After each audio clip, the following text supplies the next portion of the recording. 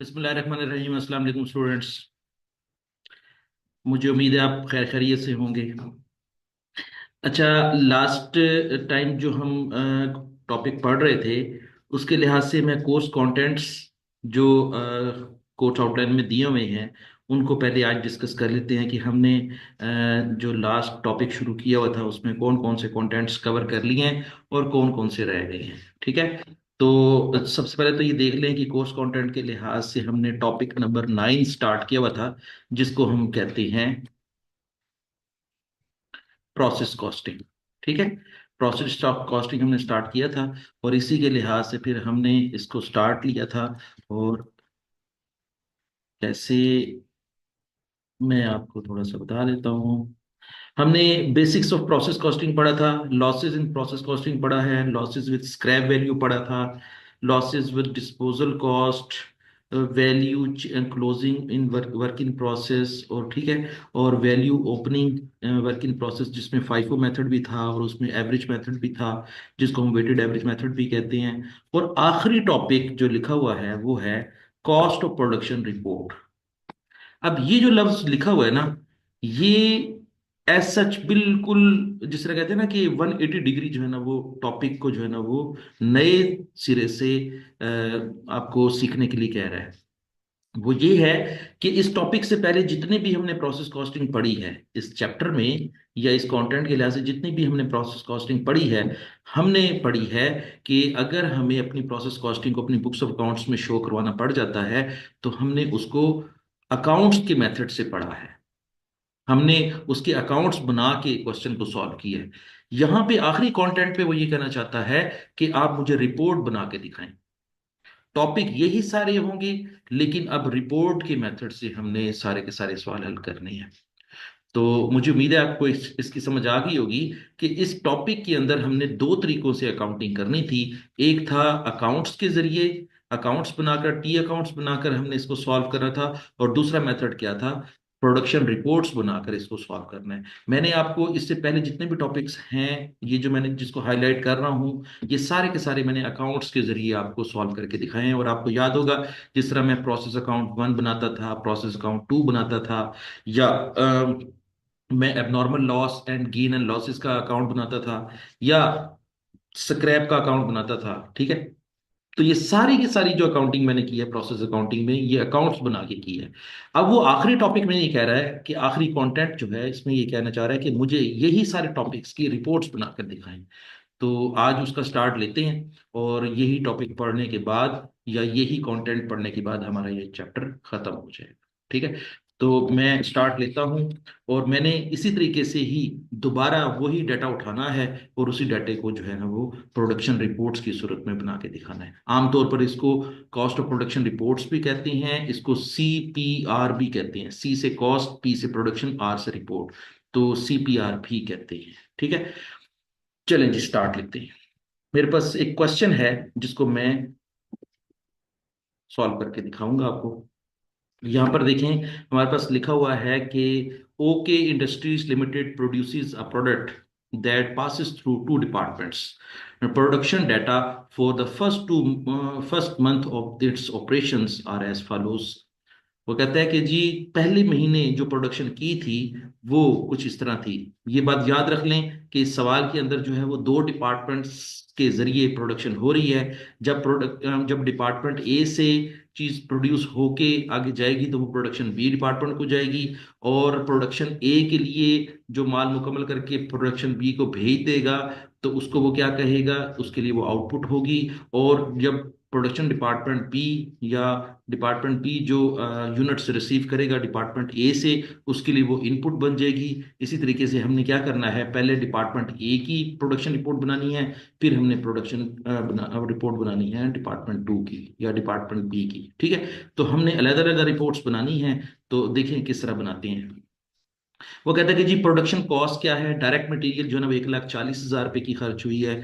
इसी तरीके से कन्वर्जन कॉस्ट जो है वो 2 लाख रुपए की खर्च हुई है। किसमें, डिपार्टमेंट ए में बैठ के। ठीक है, या डिपार्टमेंट ए में जब प्रोडक्शन कर रहे होंगे तो हमारे ये पैसे खर्च हुए हैं। और वो अब क्वांटिटीज का डाटा बता रहा है कि started slash received in process लिखा हुआ है। स्टार्टेड का लफ्ज डिपार्टमेंट ए के लिए लिखा हुआ है और रिसीव्ड इन प्रोसेस का लफ्ज डिपार्टमेंट बी के लिए लिखा हुआ है। ठीक हो गया। ये मैं मजीद आपको क्वेश्चन सॉल्व करते हुए बताऊंगा कि स्टार्टेड का लफ्ज और रिसीव्ड इन प्रोसेस का लफ्ज कहाँ कहाँ पे हमने रिपोर्ट पे यूज करना है। अभी फिलहाल ये बात याद रख लें कि स्टार्टेड का लफ्ज डिपार्टमेंट ए के लिए यूज किया हुआ है, स्लैश लगा के रिसीव्ड इन प्रोसेस का लफ्ज जो है वो डिपार्टमेंट बी के लिए यूज किया हुआ है। ठीक हो गया। अच्छा जी। फिर वो कहते हैं ट्रांसफर्ड आउट 18,000 यूनिट्स है, स्टिल इन प्रोसेस कितना है, 2/3 कंप्लीट है, 1/5, ठीक है, 3,000 है। ये सारे का सारा हमारे पास डाटा है। फिर वो क्या कहता है, in department B there is abnormal loss of 1,500 units when 1/3 complete. ये वाला सवाल बड़ा इंटरेस्टिंग है कि इस क्वेश्चन के अंदर मैंने ये क्वेश्चन इसलिए सिलेक्ट किया है कि इसके अंदर हमारे लॉसेस जो हैं वो दोनों किस्म के वो शो करवा रहा है। नॉर्मल लॉस को भी शो करवा रहा है, एबनॉर्मल लॉस को भी शो करवा रहा है। हमने नॉर्मल लॉस की भी डेफिनेशन पढ़ी हुई है, एबनॉर्मल लॉस की भी डेफिनेशन पढ़ी हुई है। अब हम सिर्फ और सिर्फ इन चीज़ों को जो है ना वो अकाउंट फॉर करेंगे with the help of production reports, कि इसकी रिपोर्ट्स कैसे बनेगी। ठीक है, चलें स्टार्ट लेते हैं। अच्छा जी। रिपोर्ट कुछ इस तरह बनेगी, मैं आपको इसकी थोड़ी सी शक्ल बना के दिखा देता हूँ। सबसे पहले तो ये होगा कि कंपनी का नाम होगा, यहाँ पे ये शो करेंगे कि कंपनी का नाम क्या है। तो पहली लाइन में आपने क्या शो करना है, कंपनी नेम।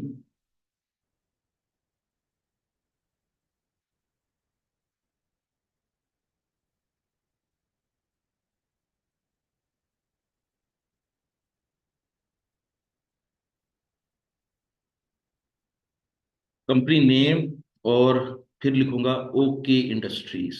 ओके इंडस्ट्रीज, ठीक है। मैं इसको थोड़ा सा शॉर्ट करके लिखूंगा ताकि मुझे जो है ना वो थोड़ी स्पेस यूज करनी पड़े। आपने इनके लफ्ज जो है ना वो पूरे पूरे लिखने हैं और इस तरह आपकी रिपोर्ट जो है वो बन जाएगी। Okay industries. फिर दूसरी लाइन में लिखते होते हैं कॉस्ट ऑफ प्रोडक्शन रिपोर्ट। क्या लिखते हैं, कॉस्ट ऑफ प्रोडक्शन रिपोर्ट। चूंकि हम ये रिपोर्ट बना रहे हैं तो रिपोर्ट का पूरा फॉर्मेट फॉलो करेंगे, कॉस्ट ऑफ प्रोडक्शन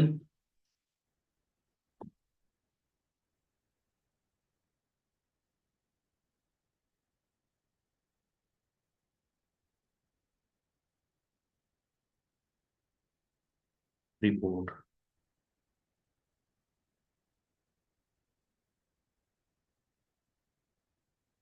आज मैं चूंकि रिपोर्ट के सिलसिले में पहला पहला सवाल करवा रहा हूँ तो मैं सॉरी पूरा फॉर्मेट जो है वो फॉलो करूंगा।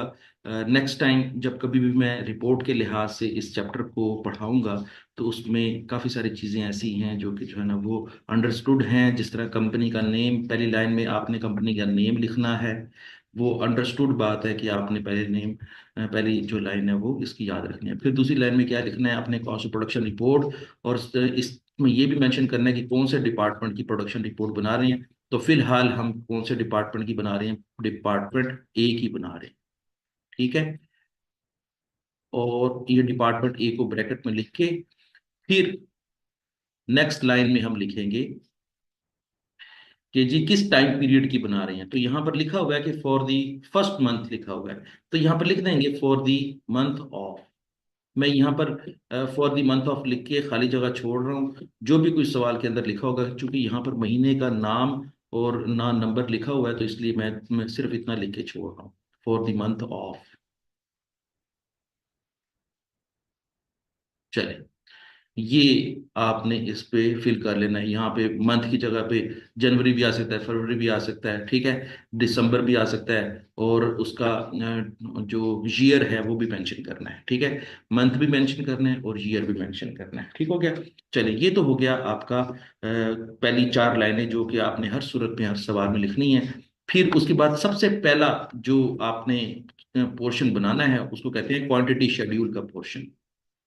क्वांटिटी शेड्यूल, ये आपने क्वांटिटी शेड्यूल का लफ्ज लिख के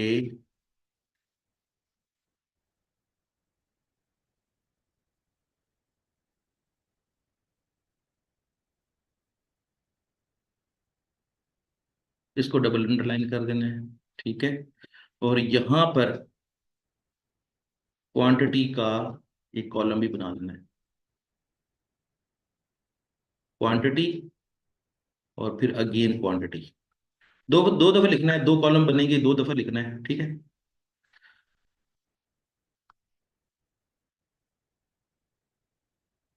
अच्छा, अब ये जो क्वांटिटी है, ये क्वांटिटी कैसे लिखना है? In units. Quantity in units. In units. चलें जी।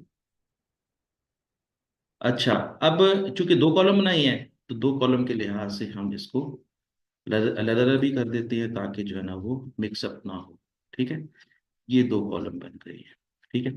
अब सबसे पहले देखें, क्योंकि हम डिपार्टमेंट ए के लिए प्रोडक्शन रिपोर्ट बना रहे हैं, तो डिपार्टमेंट ए की प्रोडक्शन रिपोर्ट में सबसे पहला जो पोर्शन है, उस पोर्शन को हम क्या कहेंगे? Quantity schedule. ये आपने साथ साथ ये बातें याद कर लेनी है। मैं पहले से बता देता हूं कि इस रिपोर्ट को जब हम बना रहे होते हैं, तो इस रिपोर्ट के तीन पोर्शन होते हैं। सबसे पहले पोर्शन का नाम होगा क्वांटिटी शेड्यूल। दूसरे पोर्शन का नाम होगा कॉस्ट चार्ज टू डिपार्टमेंट, कि इस डिपार्टमेंट को कितनी कॉस्ट चार्ज की है। और तीसरा पोर्शन क्या होगा? Cost accounted for as follows. ठीक है, ये तीन नाम हैं। मैं जब रिपोर्ट मुकम्मल करूंगा, जब रिपोर्ट बनाऊंगा, तो साथ साथ भी बताता रहूंगा। अभी फिलहाल भी नोट कर लें। तो तीन पोर्शन होंगे। पहला पोर्शन क्वांटिटेटिव शेड्यूल, दूसरा पोर्शन कॉस्ट चार्ज डिपार्टमेंट, तीसरा portion cost accounted for as follows. इनके मतलब क्या क्या है, ये भी मैं आपको साथ साथ बताता रहूंगा। तो क्वांटिटी शेड्यूल में हमने ये बताना होगा कि हमने इस डिपार्टमेंट में कितने यूनिट से काम स्टार्ट किया, कितने यूनिट मुकम्मल करके आगे भेज दिए, और कितने यूनिट अभी तक नामुकम्मल पड़े हुए हैं। ठीक है। जो नामुकम्मल यूनिट्स होते हैं उनको वर्क इन प्रोसेस कहते हैं, और जो मुकम्मल यूनिट्स होते हैं उसको हम क्या कहते हैं? आउटपुट कहते हैं। ठीक है। तो इसका मतलब ये हुआ कि जब क्वांटिटी शेड्यूल बनाएंगे, तो क्वांटिटीज में खेलेंगे, क्वांटिटीज की ही बातें करेंगे, कि कितनी क्वांटिटी से काम स्टार्ट किया, कितनी क्वांटिटी मुकम्मल करके आगे भेज दी, कितनी क्वांटिटी जो है ना वर्क इन प्रोसेस में है, कितनी क्वांटिटी लॉस हो गई है। तो इस पूरे के पूरे पोर्शन में हम क्वांटिटीज का जिक्र करेंगे ना, इसमें हम पैसों का जिक्र नहीं करेंगे। पैसों का जिक्र हमने अगले पोर्शंस पे करना है। इस पोर्शन में सिर्फ क्वांटिटीज का जिक्र करें। देखिए जरा किस तरह करता हूं मैं इसका जिक्र।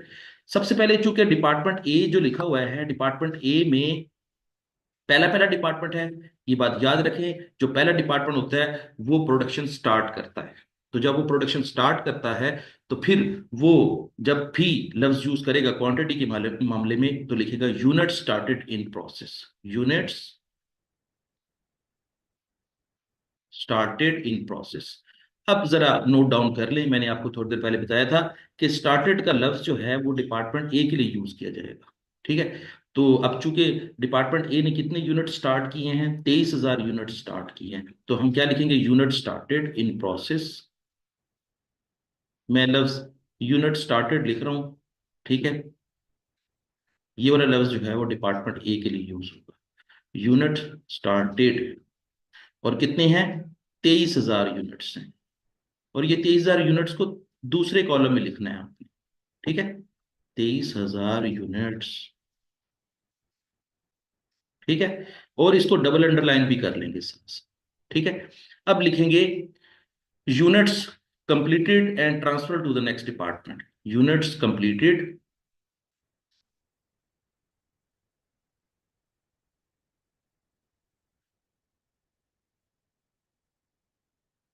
Completed and transfer to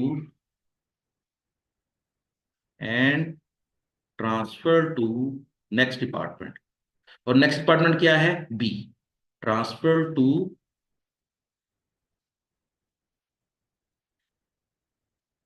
department B. ये मेंशन कर देंगे कि किस डिपार्टमेंट को मैंने काम मुकम्मल करके भेजा है। डिपार्टमेंट बी को। तो यहाँ पे लिख दिया है unit completed and transfer to the department B. और ये जो मुकम्मल किया है, इसके लिए कौन सा कॉलम यूज करना है? इसके लिए पहला कॉलम यूज करना है। ये पहला कॉलम है, ये दूसरा कॉलम है। जब यूनिट स्टार्ट करेंगे तो दूसरे कॉलम में लिखेंगे। ठीक है। और जिस वक्त जो है वो उसकी डिटेल बताएंगे, तो फिर इस कॉलम में लिखेंगे 23 में से 18,000 यूनिट मुकम्मल करके अगले डिपार्टमेंट को भेज दिए हैं। ठीक है। 23 में से 18,000 यूनिट मुकम्मल करके अगले डिपार्टमेंट को भेज दिए हैं। और वो कहता है कि 23 में से 3,000 यूनिट जो है ना वो प्रोसेस में है। 23 में से 3,000 यूनिट जो है ना वो इन प्रोसेस हैं। और वो इन प्रोसेस हैं तो लिखेंगे work in process ending inventory. Work in process ending inventory, मैं ब्रैकेट में ई लिख रहा हूं। इसको क्लोजिंग इन्वेंट्री भी कह सकते हैं, एंडिंग इन्वेंट्री भी कह सकते हैं। ठीक है, कितने यूनिट्स हैं? 3000 यूनिट्स हैं। अगेन पहले वाला कॉलम यूज करना है। ठीक है। अच्छा जी, अब देखें कि टोटल यूनिट से 23,000, 23 में से 18 मुकम्मल हो गए, तीन जो हैं वो नामुकम्मल हैं। तो 23 में से 21 तो हमने लिख दिए, 18 जमा 3, 21,000 यूनिट्स तो हमने दिखा दिए हैं। तो वो डिपार्टमेंट ए के कॉलम में बाकी यूनिट्स का जिक्र तो नहीं कर रहा। तो बाकी यूनिट्स का जिक्र क्या है कि नजर ना आने की सूरत में हम ये अज्यूम करेंगे कि ये जो यूनिट्स हैं, जो डिफरेंस इन यूनिट्स है जो कि 2000 है, ये यूनिट लॉस हो गए। ठीक है, तो यहां पर लिखेंगे नॉर्मल लॉस। क्या लिखेंगे? Normal loss. वो कितने यूनिट्स है? 2000 यूनिट्स।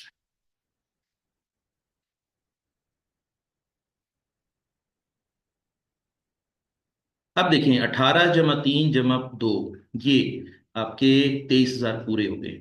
अब जब 23,000 पूरे हो गए हैं तो यहां पर एक दफा 23,000 लिख के डबल अंडरलाइन कर देंगे। 23,000 लिख के डबल अंडरलाइन कर देंगे। अब देखें, ये 23 लिखा हुआ है हो और ये भी 23 लिखा हुआ है, इसका मतलब हमने 23,000 जो यूनिट से काम स्टार्ट किया था उसको हमने फिगुरेटिव तौर पर जो है ना टैली करके बता दिया कि हमारे 23,000 यूनिट इस जगह पर पड़े हुए हैं। 23 में से 18 मुकम्मल करके अगले डिपार्टमेंट को भेज दिए हैं। 23 में से 3,000 यूनिट अभी प्रोसेस में हैं, नामुकम्मल हैं, वो हमारे पास पड़े हुए हैं। और जो 23 में से जो 2,000 यूनिट नजर नहीं आ रहे, ये यूनिट यूनिट लॉस्ट हो गए हैं। और जो यूनिट लॉस्ट हो गए हैं वो उसको हम नॉर्मल लॉस लिखेंगे, क्योंकि उसने नॉर्मल रूटीन में इसको नुकसान किया है, इसलिए ये 2,000 यूनिट नॉर्मल लॉस है। अच्छा, एक बात और याद रखें कि जो मैं नॉलेज पॉइंट बताने वाला हूं वो ये है कि जब डिपार्टमेंट पहले डिपार्टमेंट के अंदर शुरू में ही नुकसान हो जाता है तो शुरू में नुकसान को हम क्या कहते हैं? Normal loss at the start of the process. उसको क्या कहेंगे? Normal loss at the start of the process.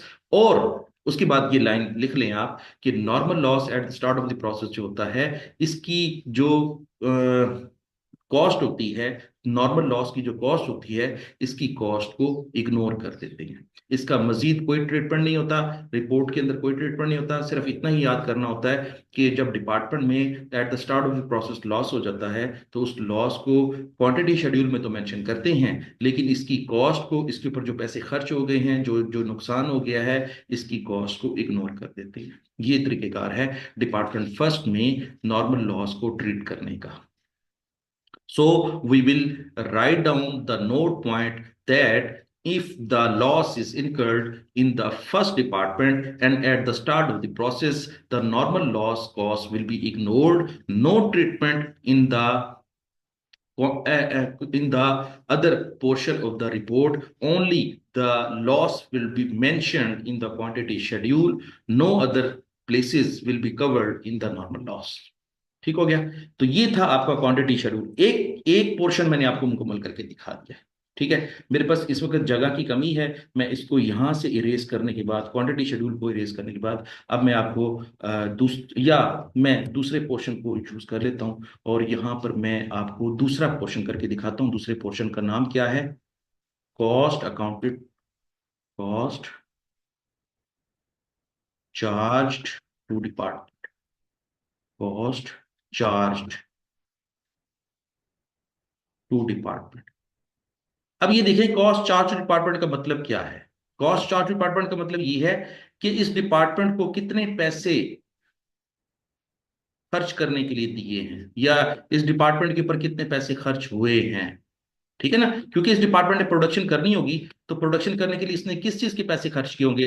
Material के पैसे खर्च किए होंगे, लेबर के पैसे खर्च किए होंगे, एफओएच के पैसे खर्च किए होंगे। ठीक है, तो जितनी भी प्रोडक्शन करनी है, 23,000 यूनिट्स के ऊपर प्रोडक्शन का खर्चा करना है। ये देखिए जरा, 23,000 यूनिट्स के ऊपर पैसे खर्च करने हैं, तो 23,000 यूनिट्स के ऊपर कितने पैसे खर्च किए हैं? मटेरियल के 1,40,000 रुपये खर्च किए हैं, लेबर और एफओएच के कितने पैसे खर्च किए हैं? 2 लाख रुपए। और देखें मैंने डिपार्टमेंट ए का ही कॉलम यूज कर रहा हूं बार बार, मैं उस इस तरफ जा ही नहीं रहा, अभी फिलहाल मैं इस तरफ जा ही नहीं रहा, मैं सिर्फ डिपार्टमेंट ए की बात कर रहा हूं। तो डिपार्टमेंट ए में मटेरियल कितना खर्च किया है, अब मैं यहाँ पे लिखता हूँ, और ये भी यहाँ पे मेंशन करूंगा कि ये आपकी टोटल कॉस्ट का कॉलम भी एक बनेगा, टोटल कॉस्ट, और एक यूनिट कॉस्ट।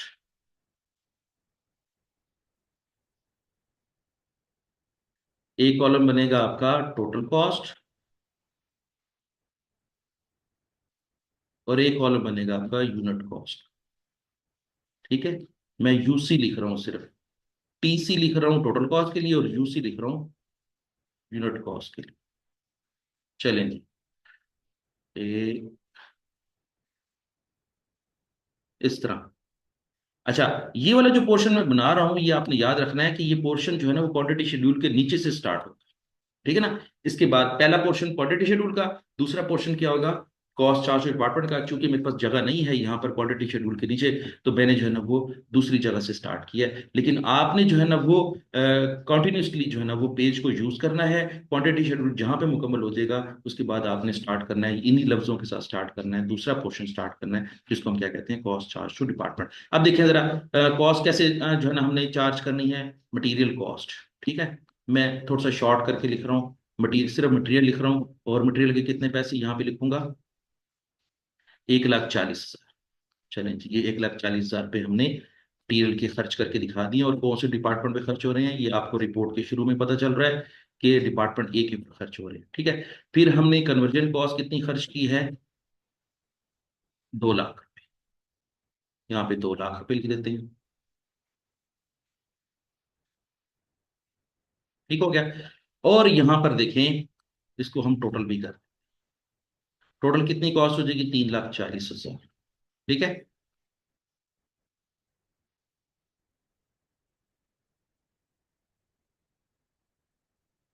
और यहाँ पर लफ्ज सिर्फ लिख देंगे टोटल, टोटल का लफ्ज सिर्फ लिख देंगे। चले, अब ये देखें, आपने देखा होगा कि यूनिट कॉस्ट के कॉलम में मैंने कुछ नहीं लिखा, ये देखें मटेरियल के सामने भी यूनिट कॉस्ट के कॉलम में कुछ नहीं लिखा, और एमसीसी के कॉलम में भी जो है ना वो यूनिट कॉस्ट के कॉलम में कुछ नहीं लिखा। इसी चीज को फिल करने के लिए हमें एक छोटी सी वर्किंग करनी पड़ेगी, वो जो वर्किंग होगी वो हमारा रफ अमल होगा, वो हमने जो है ना एडिशनल कंपुटेशन करनी है, वो पेज के साइड पे हम जो है ना उसको कर लेंगे। तो मैं भी यहीं पर जो है ना वो उसको साइड पे कर रहा हूँ, और उस कंपुटेशन का नाम क्या होगा, इक्विवेलेंट प्रोडक्शन। उस कंपोटेशन का नाम क्या होगा, इक्विवेलेंट प्रोडक्शन। मैं यहां पे लिख भी देता हूं वर्किंग, मैं वर्किंग कर रहा हूं। अब ये वर्किंग क्या होगी, वर्किंग का नाम क्या होगा, इक्विवेलेंट प्रोडक्शन। इक्विवेलेंट, अच्छा इक्विवेलेंट प्रोडक्शन की स्पेलिंग तो आपको आते हैं, तो एक दफा मैं आपको लिख देता हूं, ठीक है। Equivalent, EQUIVALENT, equivalent production, equivalent production. ठीक है,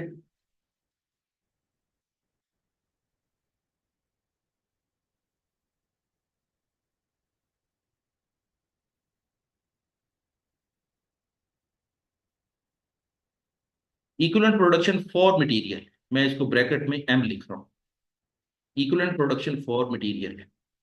ये मैंने सारा क्यों लिखा है, अब सुन लें इसके बारे में।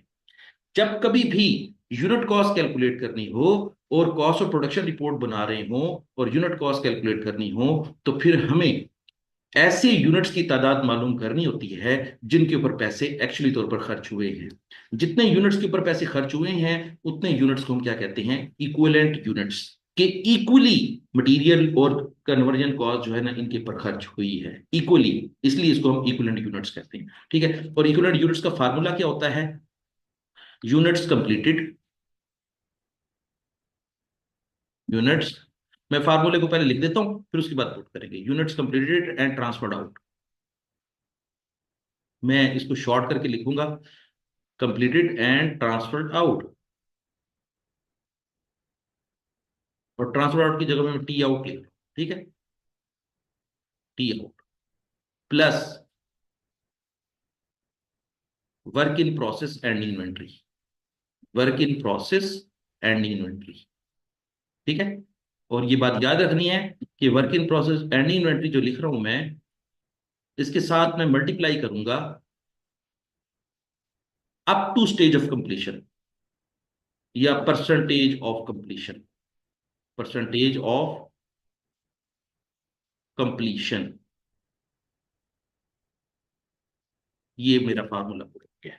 मैंने क्या फार्मूला लिखा है, इक्विवेलेंट प्रोडक्शन का फार्मूला क्या लिखा है, मटेरियल के लिए अलग कैलकुलेशन करूंगा और सीसी के लिए अलग कैलकुलेशन करूंगा। ठीक है। अगर क्वेश्चन के अंदर जो है ना वो मटेरियल अलग दिया हुआ है, लेबर अलग दिया हुआ है और एफ अलग दिए हुए हैं, तो फिर कितनी कैलकुलेशंस होंगी, तीन कैलकुलेशंस होंगी। अगर सवाल के अंदर जो है ना मटेरियल अलग दिया हुआ है और लेबर और एफ को इकट्ठा करके दिया हुआ है, तो फिर हम लेबर और एफ के लिए जो है ना वो कौन सा लफ्ज यूज करेंगे, सीसी या कन्वर्जन कॉस्ट। तो हमारी कितनी कैलकुलेशंस बन जाएंगी, इक्विवेलेंट यूनिट्स की कितनी कैलकुलेशंस बन जाएगी, दो बन जाएगी। ठीक है। अच्छा, अब मैं इस फार्मूले को पुट करता हूँ। फार्मूले को पुट करने के लिए देखें, यूनिट्स कंप्लीटेड ट्रांसफर आउट कितने हैं, हमारे सवाल से यहाँ से पता चल रहा है कि यूनिट्स कंप्लीटेड ट्रांसफर आउट कितने हैं, 18,000। ठीक है, मैं यहाँ पे 18,000 लिख देता हूँ। जमा, फार्मूले में क्या लिखा हुआ है, प्लस लिखा हुआ है, ये देखें ये लिखा हुआ है प्लस। अच्छा, work in process ending inventory कितनी लिखी हुई, 3,000, तो यहाँ पे मैं 3,000 लिख दूंगा। और एक वो और बात जो फार्मूले में भी लिखी हुई है वो दोबारा बता देता हूँ, लिखा हुआ है work in process and inventory लिखा हुआ है और फिर मल्टीप्लाई किया हुआ है परसेंटेज ऑफ कंप्लीशन से। अब परसेंटेज ऑफ कंप्लीशन क्या है ये देखिए जरा, इन 3,000 यूनिट्स के लिए परसेंटेज ऑफ कंप्लीशन लिखी हुई है 2/3 कंप्लीट लिखा हुआ है।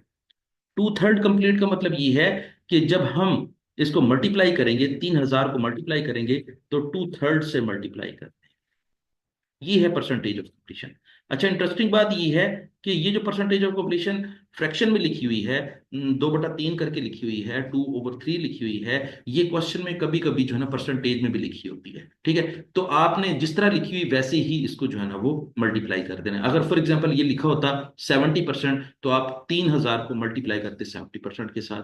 अगर लिखा होता 50%, तो आप 3,000 को मल्टीप्लाई करते 50% के साथ। ठीक है, लेकिन यहाँ पर परसेंटेज नहीं लिखी हुई, इसमें उसने फ्रैक्शन लिखा हुआ है, तो हम भी फ्रैक्शन में ही लिखेंगे, 2/3 लिखेंगे। ठीक है। अच्छा, अब देखिए जरा, अब सारी वर्किंग कर लेते हैं। अब जरा 18,000 तो वैसे ही लिखा हुआ है, और 3,000 का 2/3 कितना बन जाएगा, 3,000 का 2/3 बन जाएगा, ये देखिए,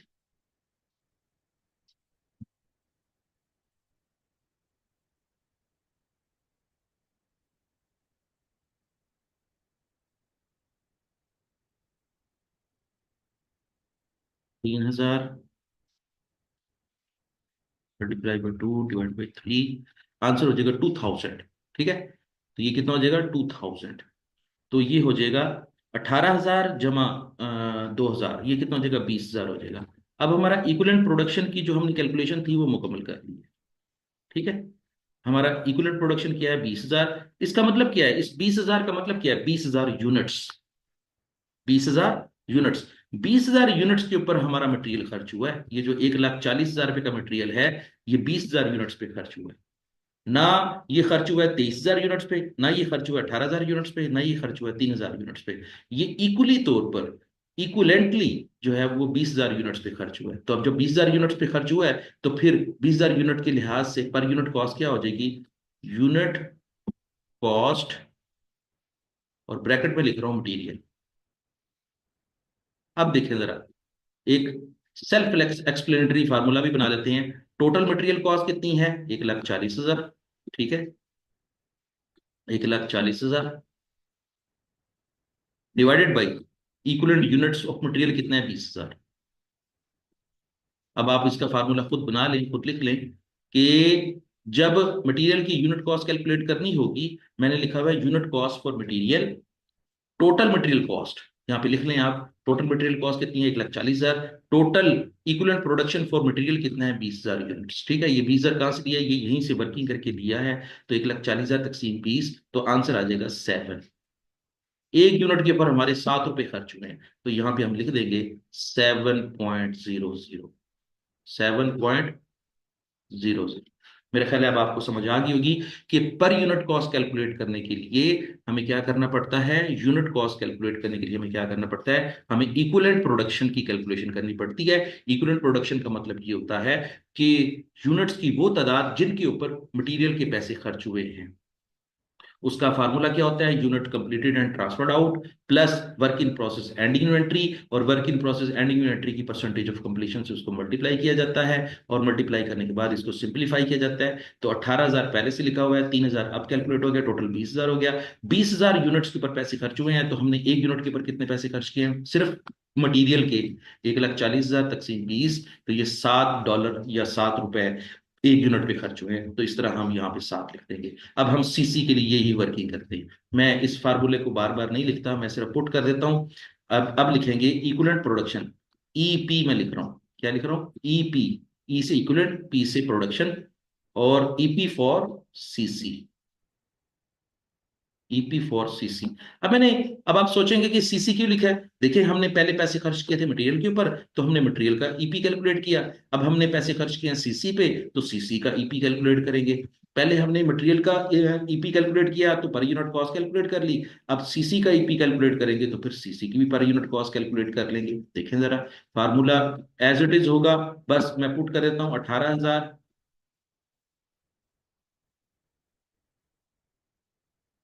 जमा 3,000 और मल्टीप्लाई बाई 2/3। अच्छा, अब देखिए इंटरेस्टिंग बात देखें कि ये सारी की सारी वर्किंग मैंने सिर्फ रिपीट आपके लिए की है कि अब भी इसका आंसर कितना आ रहा है, 20,000 ही आ रहा है। ठीक है, तो इसका मतलब ये हो गया, अब आपको इस बात की समझ आ गई कि अगर परसेंटेज ऑफ कंप्लीशन सारे के सारे एलिमेंट्स ऑफ कॉस्ट की एक जैसी हो, तो फिर एक ही दफा वर्किंग कर लिया करें। अब देखिए, मैंने वर्किंग सिर्फ रिपीट की है, आपके लिए रिपीट की है कि जी अगर ये यहाँ पर अगर मिसाल के तौर पर ये जो परसेंटेज ऑफ कंप्लीशन है 1/3 होता, तो फिर हम अलहदा से ये वर्किंग करते। अगर ये वाली जो है ना परसेंटेज ऑफ कंप्लीशन 2/3 है, तो इसकी अलहदा वर्किंग करेंगे। लेकिन जब दोनों की जो है ना वो परसेंटेज ऑफ कंप्लीशन सेम होगी, तो फिर हम एक ही दफा जो है ना वो वर्किंग करके सारे सवाल को मुकम्मल कर लेंगे। देखें जरा, जैसे अब unit cost for CC calculate करते हैं। यूनिट कॉस्ट फॉर सीसी, मैं यहाँ पे लिख देता हूँ यूनिट कॉस्ट फॉर सीसी। अच्छा जी, सीसी की टोटल कॉस्ट कितनी है, आप जरा ढूंढ के बताएं। 2 लाख। ठीक है, अच्छा, 2 लाख रुपए मैंने ये लिख दिया। अच्छा, और ईपी फोर सीसी कितना है, इक्विवेलेंट प्रोडक्शन फोर सीसी कितना है, अगेन 20,000 यूनिट्स है। ठीक है, तो 2 लाख को 20,000 यूनिट्स पे तकसीम करेंगे तो आंसर कितना आ जाएगा, 10 आ जाएगा। ₹10 एक यूनिट के ऊपर खर्च हुए हैं, तो यहां पे लिख देंगे ₹10। तो इसका मतलब ये हुआ कि हमें यूनिट कॉस्ट को कैलकुलेट करने के लिए पहले ईपी कैलकुलेट करना पड़ता है, फिर ईपी कैलकुलेट करके फिर उनकी टोटल कॉस्ट पे डिवाइड करना पड़ता है, हमें पर यूनिट कॉस्ट आ जाती है। अब देखिए जरा, हमारे सवाल के अंदर ₹7 खर्च हुए हैं मटेरियल पे, ₹10 खर्च हुए हैं सीसी पे, तो टोटल कितने खर्च हुए हैं एक यूनिट के ऊपर, ₹17 एक यूनिट के ऊपर खर्च हुए हैं। ये देख लें जरा। अब हमारे जो है ना वो कॉस्ट चार्ज टू डिपार्टमेंट का पोर्शन, जो दूसरा पोर्शन था वो मुकम्मल हो गया, हर लिहाज से जो है ना वो मुकम्मल हो गया। ठीक है, पहला पोर्शन हमने कौन सा किया है, क्वांटिटी शेड्यूल का, उसमें हम क्वांटिटीज में खेला करेंगे। और जो दूसरा पोर्शन है जिसको हम कॉस्ट चार्ज टू डिपार्टमेंट कहते हैं, यहाँ पे हम पैसों में खेला करेंगे। ठीक है, यहाँ पे हमारी टोटल कॉस्ट की बात होगी, हमारी यूनिट कॉस्ट की बात होगी। ठीक है, यहाँ पर हम सिर्फ पैसों की बातें किया करेंगे कि कितने पैसे खर्च हो गए हैं हमारी ये प्रोडक्शन को मुकम्मल करने के लिहाज से। ठीक है, चलिए अब हमने क्या करना है, हमने तीसरा पोर्शन बनाना है, और तीसरे पोर्शन का नाम क्या होगा, तीसरे पोर्शन का नाम होगा cost accounted for as follows. ठीक है, इसका उर्दू में मतलब क्या है कि एक ऐसा पोर्शन बना रहे हैं जिसमें हम ये तफसील बताएंगे कि हमारे जो यूनिट्स हमने स्टार्ट किए थे वो मुकम्मल हो के उसके ऊपर कितने पैसे लगे हुए हैं, और जो नामुकम्मल है उसके ऊपर कितने पैसे लगे हुए हैं, हमने ये बताना है। ये बिल्कुल मैं सादा लफ्जों में बता रहा हूं आपको कि आपने क्वांटिटी शेड्यूल की तरफ देखना है, और ये देखकर ये बताना है कि जो यूनिट्स मुकम्मल हो गए हैं उसके ऊपर कितने पैसे खर्च हुए हैं, और जो नामुकम्मल हैं उसके ऊपर कितने पैसे खर्च हुए हैं। जब दोनों को जमा करेंगे तो आपका जो आंसर आएगा वो इससे टैली कर जाएगा। यहाँ पे देखें जरा, कितने पैसे खर्च किए हैं आपने, 3,40,000 पे खर्च किया ना, ये 3,40,000 पे जो है ना वो आपके टैली हो जाएंगे। तो तीसरा पोर्शन आपकी क्वेश्चन की एक्यूरेसी को चेक करने के लिए है कि क्वेश्चन आपने सही किया या गलत किया है, ठीक है। तो अब आप जरा थोड़ा सा इसको नोट डाउन कर लें, इसके बाद मैं तीसरा और आखिरी पोर्शन करवाऊंगा और हमारी रिपोर्ट मुकम्मल हो जाएगी। मैं दोबारा बता देता हूं कि क्वांटिटी शेड्यूल के बाद आपने कॉस्ट चार्ट डिपार्टमेंट लिखना है। कॉस्ट चार्ट डिपार्टमेंट लिखने के बाद तीसरा पोर्शन भी उसी के नीचे से स्टार्ट कर देना है और उसका नाम क्या होगा, cost accounted for as follows. Cost accounted for, account से अकाउंटेड है, ठीक है। और अकाउंटेड का मतलब क्या है कि मैंने जो ऊपर पैसे खर्च किए थे कॉस्ट चार्ज डिपार्टमेंट के पोर्शन में, दूसरे पोर्शन में जो पैसे खर्च किए थे उसकी तफसील मैं यहां पर बयान कर रहा हूं। Cost accounted for as follows. As follows का मतलब ये कि मैं नीचे सारी तफसील बता रहा हूं।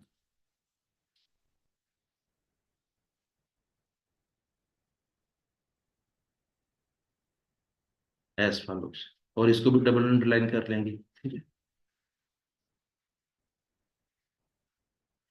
चले, मैं थोड़ा सा अपना जगह बनाने के लिए इसको इरेज कर रहा हूँ।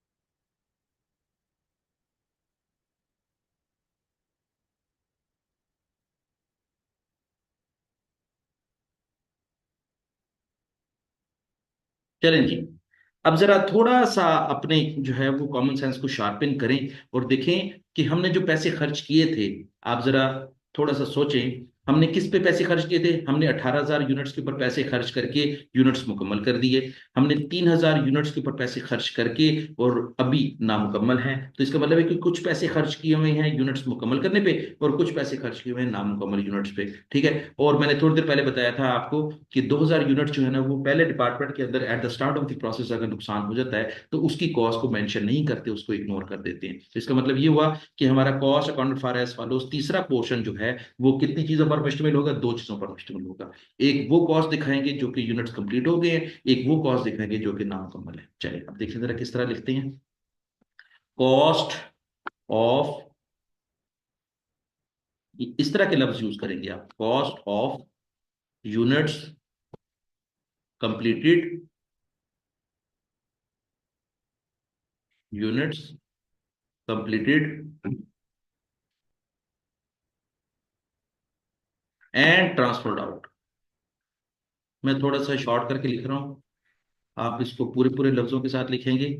मैं टी आउट लिख रहा हूँ, ठीक है। ट्रांसफर आउट की जगह पर टी आउट लिख रहा हूँ। अब देखें जरा कितने यूनिट कंप्लीट किया, यहीं पे नीचे लिखेंगे ब्रैकेट में 18,000 यूनिट मुकम्मल किया।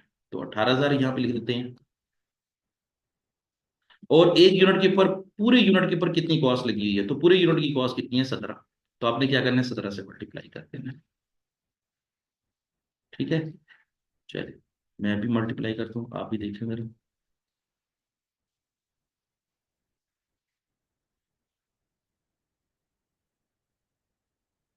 ये हो गया आपका 18,000 मल्टीप्लाई बाई 17।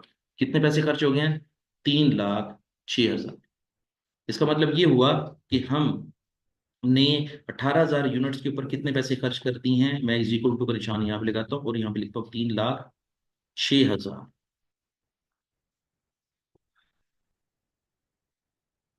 अच्छा जी, क्या लिखा है मैंने, दोबारा रिपीट करता हूं। Cost accounted for as follows, हमने इस पोर्शन में वो कॉस्ट दिखानी है, तफसील दिखानी है कि हमने जो पैसे 3,40,000 जो खर्च किए हैं वो खर्च करके कहाँ कहाँ पे रखे हुए हैं।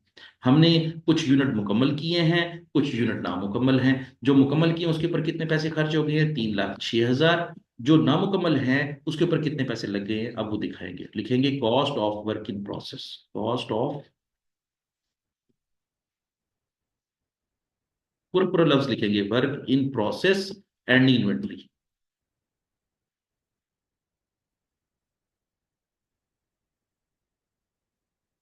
और इसकी बकायदा इसकी हेडिंग बना ली, क्योंकि इसमें दो चीजें दिखानी है हमने, ठीक है। एक मटेरियल और एक सीसी यहाँ पे लिखेंगे, पहले लिखेंगे मटेरियल। अच्छा जी, अब मुझे बताएं work in process ending inventory के कितने यूनिट्स हैं? तो वो हैं 3,000 यूनिट्स। जी, कहाँ से पता चला? मुझे क्वांटिटी शेड्यूल से पता चला कि 3,000 यूनिट्स जो है वो नामुकम्मल है। और उनकी स्टेज ऑफ कंप्लीशन क्या लिखी हुई है? 2/3। उसको 2/3 से मल्टीप्लाई भी करेंगे। ठीक है, ये बात याद रखनी है कि जितने भी यूनिट्स वर्क इन प्रोसेस में हैं वो नामुकम्मल हैं, तो जो है ना उनकी स्टेज ऑफ कंप्लीशन लिखनी है। अगर ये मुकम्मल होते फिर तो ये यूनिट्स कंप्लीटेड एंड ट्रांसपोर्ट में चले जाते। ठीक है, तो आपने इसके साथ इसकी परसेंटेज ऑफ कंप्लीशन भी लिखनी है। ठीक है, और अब देखें मटेरियल के ऊपर हमने एक यूनिट के ऊपर कितने पैसे खर्च किए हैं? 7 रुपए खर्च किए हैं, तो मल्टीप्लाई बाई 7 भी करते हैं। ठीक है, अब जरा दोबारा देखें कि 3,000 यूनिट्स की जो स्टेज ऑफ कंप्लीशन है उसे मल्टीप्लाई करेंगे, और 3,000 यूनिट्स का चूंकि मटेरियल की कॉस्ट लिखने जा रहे हैं, उस मटेरियल की ही पर यूनिट कॉस्ट लिखेंगे, वो कितनी है? 17 है। ठीक है, तो अब इसको मल्टीप्लाई करने से आंसर कितना आता है? 2,000 ज़रब 7, 14,000 आ जाए। ठीक है, 14,000, 14,000। अब हम यही वर्किंग जो है ना वो सीसी के लिए करते हैं। सीसी के लिए करते हैं। ठीक है, सीसी की वर्किंग क्या होगी? वही 3,000 यूनिट्स ज़रब 2/3,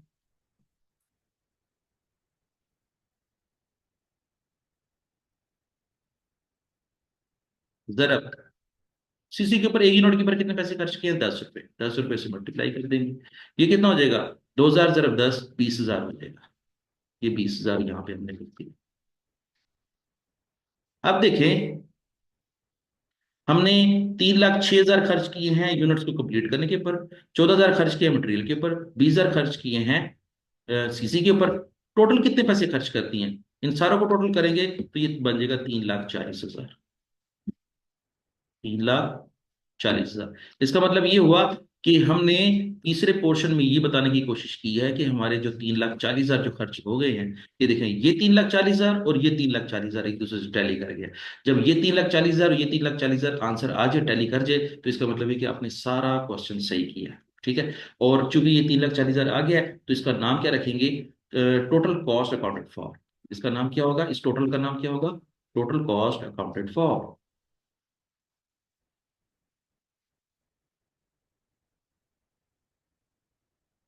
कि हमने सारी जो थी ना तफसील, सारी बता दी है कि हमने कहाँ कहाँ पे पैसे खर्च किए हैं और ये हमें कहाँ कहाँ पे नजर आएंगे। ठीक है, काउंटेड फॉर। अच्छा, एक बात याद रख लें, यहाँ पे लिखा हुआ है, हेडिंग का नाम लिखा हुआ है total cost accounted for as follows लिखा हुआ है। एज फॉलोज का मतलब है कि नीचे दी गई जो है ना वो तफसील दी गई है। तो जब इसका आंसर आ जाएगा तो फिर सिर्फ इसी हेडिंग के साथ सिर्फ टोटल का लफ्ज लगा देंगे, लेकिन एज फॉलोज नहीं लिखेंगे। एज फॉलोज सिर्फ हेडिंग के लिए लिखा जाता है। तो अब नाम क्या बन जाएगा? Total cost accounted for. ये फॉर तक लिखना है आपने। ठीक है, और यहाँ पर टोटल कर देना 3,40,000। ये 3,40,000 इस 3,40,000 से टैली हो जाएगा और इस तरह सवाल मुकम्मल हो जाएगा। इस तरह मैंने आपको ये डिपार्टमेंट ए की जो है ना वो वर्किंग करके दिखा दी है। अब हम इसको जो है ना वो डिपार्टमेंट बी की वर्किंग करके दिखाएंगे कि डिपार्टमेंट बी की वर्किंग किस तरह करनी है। ठीक है, चलिए। अच्छा जी, यहाँ पर एक चीज तो थोड़ी सी चेंज कर लें कि जब डिपार्टमेंट बी की वर्किंग करेंगे तो यहाँ पे डिपार्टमेंट बी लिखेंगे।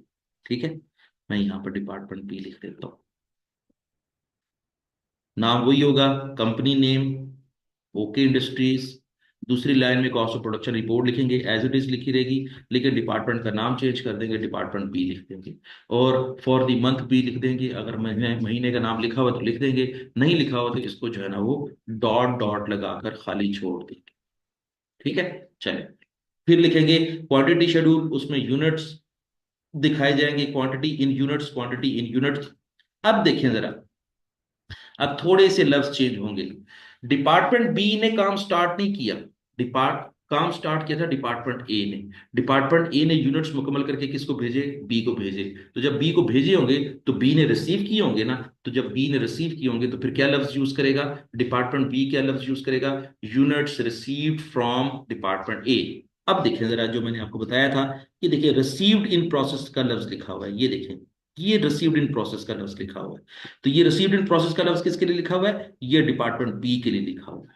ठीक है, ये बात याद रख लें कि स्टार्टेड का लफ्ज किसके लिए लिखा हुआ है, डिपार्टमेंट ए के लिए, और डिपार्टमेंट बी के लिए क्या लिखा हुआ है, रिसीव्ड इन प्रोसेस। अब देखें जरा, यहाँ पर और भी देखें, डिपार्टमेंट ए ने कितने यूनिट्स मुकम्मल किए थे, 18,000, वो उसने बी को भेज दिए, तो देखो बी ने जो है ना वो 18,000 वसूल भी कर लिए हैं, और वसूल के लिए क्या लफ्ज लिखा हुआ है, रिसीव्ड इन प्रोसेस। तो इसका मतलब ये हुआ कि डिपार्टमेंट बी 18,000 यूनिट पे काम करेगा, 18,000 यूनिट पे मटेरियल लगाएगा, 18,000 यूनिट पे लेबर लगाएगा, 18,000 यूनिट पे जो है ना वो एफ वॉच लगाएगा। तो इसका मतलब ये हुआ कि जितना डिपार्टमेंट ने यूनिट रिसीव किए होते हैं उसी के ऊपर ही जो है ना वो प्रोसेस करता है, वैल्यू एडिशन करता है। तो अब यहाँ पर जो है ना मैं जो लफ्ज चेंज करने वाला था वो ये क्या करने वाला था, जब डिपार्टमेंट बी होगा तो यहाँ पे लफ्ज यूनिट स्टार्टेड इन प्रोसेस नहीं होगा, यूनिट रिसीव्ड होगा। ठीक है, यूनिट रिसीव्ड।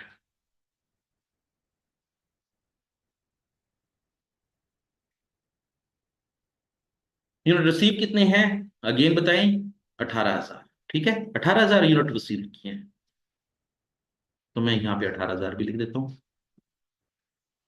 चले जी, अब डिपार्टमेंट बी जो है ना 18,000 यूनिट का हिसाब देगा।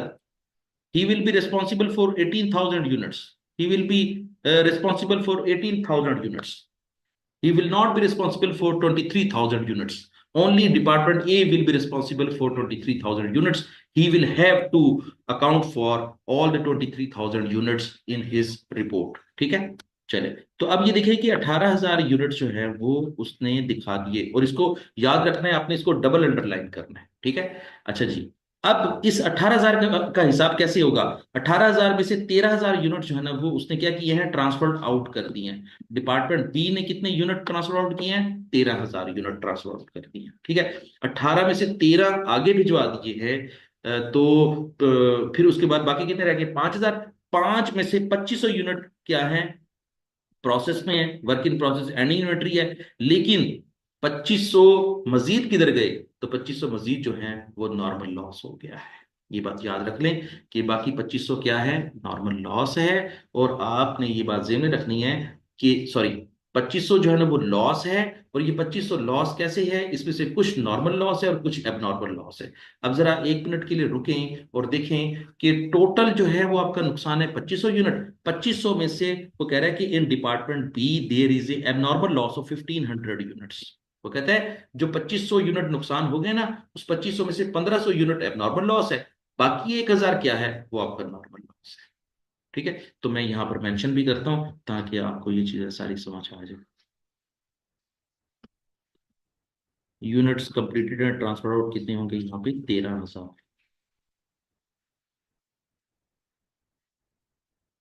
चले मैं इसको मेंशन करता हूँ, यहां पर लिखूंगा unit completed and transfer out 13,000।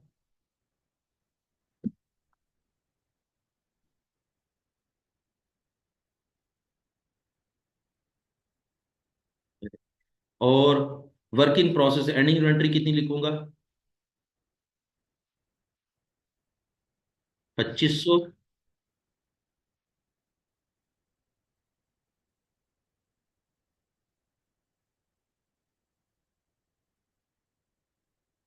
यहाँ पे नॉर्मल लॉस कितना लिखूंगा, 1,000 यूनिट्स।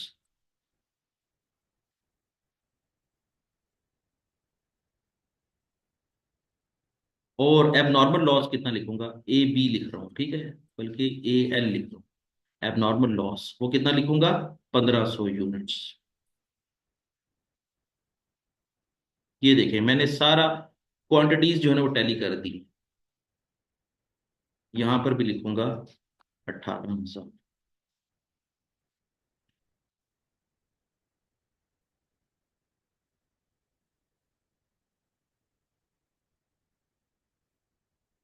ले जी, क्वांटिटी शेड्यूल जो है वो डिपार्टमेंट बी का मुकम्मल हो गया है। जरा मैं इसको रिपीट करता हूं। सबसे पहले लिखूंगा, जब क्वांटिटी शेड्यूल बनाऊंगा डिपार्टमेंट बी के लिए तो उसके लिए लफ्ज यूज करूंगा unit received from department A. कितने यूनिट रिसीव किए हैं, 18,000। किस तरह रिसीव किए हैं, क्योंकि डिपार्टमेंट ए ने मुकम्मल करके इसी को भेजे थे, इसने वसूल कर लिए। अब जब ये 18,000 इसने यूनिट वसूल कर लिए हैं तो 18,000 का ही हिसाब देगा। He will be responsible for 18,000 units. और उसने 18 में से 13,000 यूनिट जो है वो मुकम्मल करके अगले डिपार्टमेंट को भिजवा दिए हैं। अगला department may be finish good store room हो या मे बी कोई और डिपार्टमेंट हो, लेकिन इसने 13,000 यूनिट जो है वो मुकम्मल करके भेज दिए। 18 में से 13 का हिसाब ये दे दिया, बाकी रह गई 5,000। 5,000 में से 2500 यूनिट जो है ना वो प्रोसेस में है, बाकी रह गई 2500। 2500 में से जो है ना वो 1,000 यूनिट नॉर्मल लॉस है। नॉर्मल लॉस सवाल में तो कहीं नहीं लिखा हुआ, तो ये हमने कहाँ से अखज किया है? हमने यहाँ से अखज किया है कि टोटल नुकसान हुआ है 2500 यूनिट, उसमें से 1500 यूनिट जो है ना वो नॉर्मल लॉस है, तो बाकी नुकसान कौन सा है? वो नॉर्मल लॉस है। ठीक है, तो नॉर्मल लॉस मैंने 1,000 यूनिट लिख दिया, एबनॉर्मल लॉस 1500 यूनिट लिख दिया। इन सारों को जमा करेंगे, 13,000 जमा 2500 जमा 1,000 जमा 1500, तो ये टोटल भी बन जाएगा 18,000। और 18,000 लिख के इसको डबल अंडरलाइन कर देंगे। आपका क्वांटिटी शेड्यूल का पोर्शन मुकम्मल हो गया है। ठीक है, अब आ जाते हैं कॉस्ट चार्ज डिपार्टमेंट में। कॉस्ट चार्ज डिपार्टमेंट में क्या लिखना है, ये जरा थोड़ा सा आप इसको गौर से सुनेंगे और इसके ऊपर अमल करेंगे। सबसे पहले तो ये देख लें कि कॉस्ट चार्ज डिपार्टमेंट में लिखना होता है कि इस डिपार्टमेंट ने खुद कितने पैसे खर्च किए हैं, और अगर पिछले डिपार्टमेंट ने इसको जो यूनिट्स भेजे थे तो कितने पैसे भेजे थे। ये बात याद रख लें कि डिपार्टमेंट बी ने डिपार्टमेंट ए से यूनिट वसूल किए हैं तो उसकी कॉस्ट भी वसूल की होगी। जब उसकी कॉस्ट वसूल की होगी तो फिर हम लफ्ज क्या लिखेंगे इस पोर्शन में? क्या लिखेंगे? Cost receive from previous department. क्या लिखेंगे? Cost receive from previous department. मैं थोड़ा सा यहाँ पे छोटा छोटा करके लिख रहा हूँ ताकि ये जगह पूरी हो जाए। कॉस्ट रिसीव्ड, जिस तरह क्वांटिटी शेड्यूल में यूनिट रिसीव लिखा हुआ था, यहां पे लिखेंगे कॉस्ट रिसीव्ड। ठीक है, आप इसको पूरा लिख लीजिएगा, cost receive from department A. Cost receive from department, अच्छा जी, टोटल कॉस्ट कितनी वसूल की है? यहां पर देखें 3,06,000 लिखा हुआ है ना, ये 3,06,000 यहां पे मेंशन कर देंगे, 3,06,000।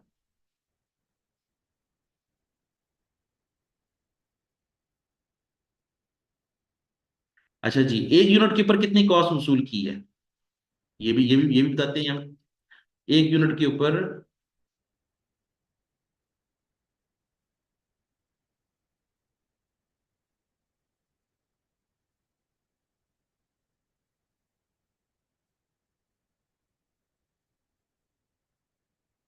17 रुपए कॉस्ट वसूल की है। ठीक है, यहाँ पे 17 लिख देंगे और ये सारा इरेज कर देंगे पहले वाला।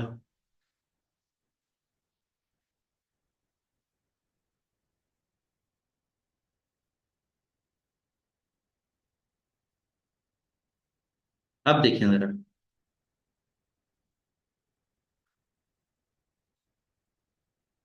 3,06,000 पिछले डिपार्टमेंट से वसूल किए। ये कौन सा डिपार्टमेंट बैठे हुए हैं आप? डिपार्टमेंट बी में बैठे हुए हैं। 3,06,000 पिछले डिपार्टमेंट से वसूल किए। खुद कितने पैसे खर्च किए देखें, 18,000 रुपये खुद खर्च किए मटेरियल के ऊपर, तो यहाँ पे हम 18,000 लिख देते हैं।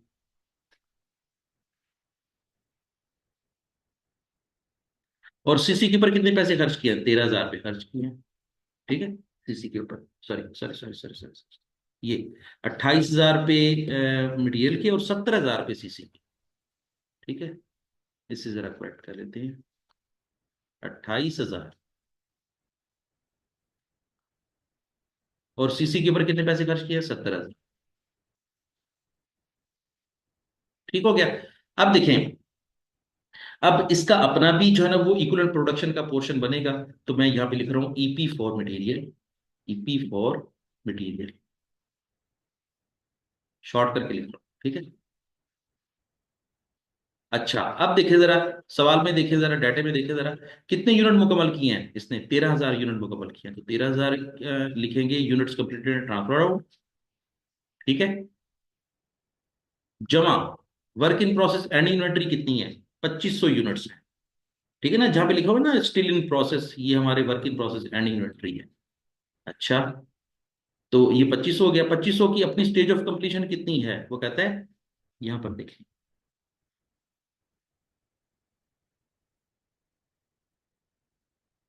यहां पे लिखा हुआ है स्टिल इन प्रोसेस की स्टेज ऑफ कंप्लीशन कितनी लिखी हुई है?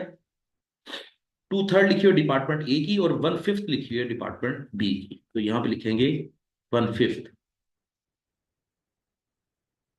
ये लेंगे 1/5 लिखती है। अब देखें 2500 का 1/5 कितना बनता है? 500। ठीक है, 2500 का 1/5 कितना है? 500। और 13,000 वैसे ही नीचे उतर आएगा, तो 13,000 जमा 500 ये टोटल कितना हो जाएगा, 13,500 हो जाएगा। अब ये हम कह सकते हैं कि 13,500 यूनिट्स के ऊपर जो है वो मटेरियल खर्च हुआ है, 13,500 के ऊपर ही हमारा सीसी खर्च हुआ है। क्योंकि सबकी स्टेज ऑफ कंप्लीशन सेम है, इसलिए हम बार बार ये कैलकुलेशन नहीं करते। हम एक ही दफा कैलकुलेशन करके हम ये बता सकते हैं कि हमारा ईपी फॉर मटेरियल कितना है, 13,500, ईपी फॉर सीसी कितना है, 13,500। ठीक है, अब हमें क्या करना पड़ेगा, पर यूनिट कॉस्ट कैलकुलेट करनी पड़ेगी। और पर यूनिट कॉस्ट जो है वो हम कैलकुलेट कर लेते हैं। यूनिट कॉस्ट फॉर मटेरियल मैं यहाँ पे कैलकुलेशन कर देता हूँ, यूनिट कॉस्ट फॉर मटेरियल। अब जरा फार्मूला याद करें, हमने फार्मूला क्या लिखा था, total cost divide by EP. ठीक है, टोटल कॉस्ट कितनी है, 28,000। 28,000 को तकसीम कर देते हैं 13,500 के ऊपर।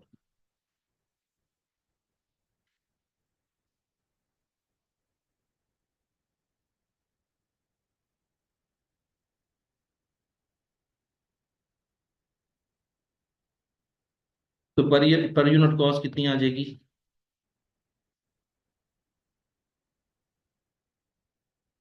28,000 डिवाइड बाई 13,500। आंसर आ जाएगा 2.07। 2.07। 2.07। एक यूनिट के ऊपर हमने 2.07 खर्च किए हैं, किसके, मटेरियल के। अब हम सीसी की बात करते हैं, unit cost for CC. Unit cost for CC. CC means conversion cost. अब देखें कन्वर्जन कॉस्ट कितनी खर्च की है, 70,000 पे खर्च की है। ठीक है, 70,000 को तकसीम कितने से करेंगे, 13,500 से। तो हमारा 13,500 पे डिवाइड करने से आंसर आ जाएगा कि सीसी की पर यूनिट कॉस्ट जो है वो कितनी है। देखिए जरा,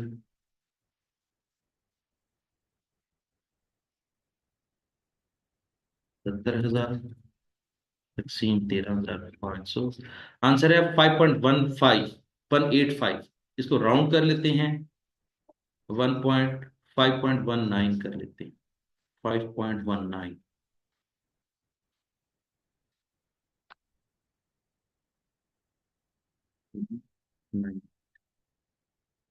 अब देखें जरा, अब ये चीजें हम इधर लिख लेते हैं, 2.07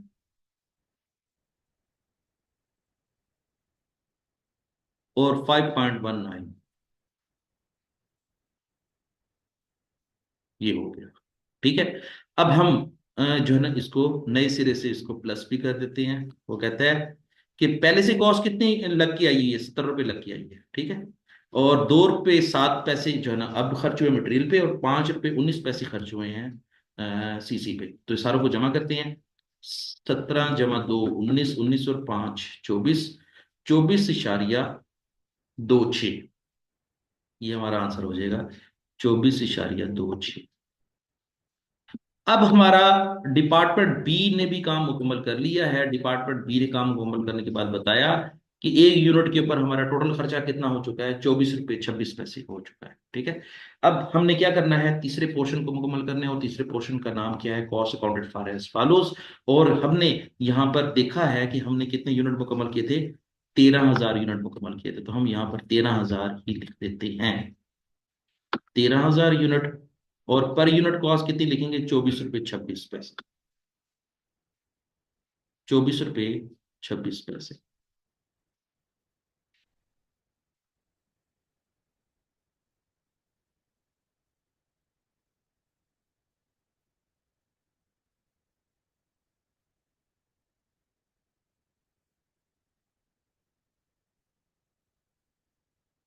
अच्छा जी, 24 रुपये 26 पैसे से मल्टीप्लाई करने के बाद आंसर क्या आ रहा है,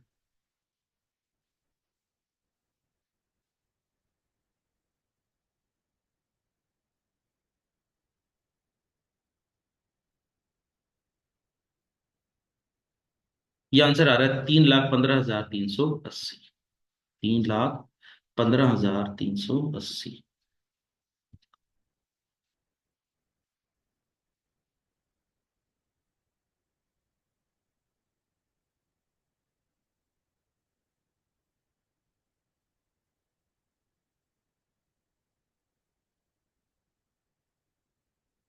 अच्छा जी, 3,15,380 हो गया।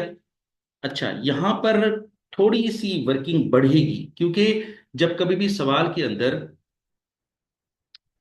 हाँ, मुझे थोड़ा सा मजीद पीछे जाना पड़ेगा, कि जब कभी भी डिपार्टमेंट टू के अंदर लॉस हो जाता है, या डिपार्टमेंट टू के अंदर जितने भी यूनिट लॉस हो जाते हैं, चाहे वो नॉर्मल लॉस हो चाहे वो एबनॉर्मल लॉस हो, दोनों की कॉस्ट को शो करवाना पड़ता है। ठीक है, अब देखें जरा, थोड़ा सा मजीद देखें कि जब कभी भी हमारे डिपार्टमेंट टू के अंदर लॉस हुआ तो कितने यूनिट लॉस हुए हैं। देखिए 1000 यूनिट लॉस हुए हैं, इसकी कॉस्ट को हम किस तरह शो करवाएंगे। ये थोड़ा सा मैं इसको पहले इरेज कर लूं।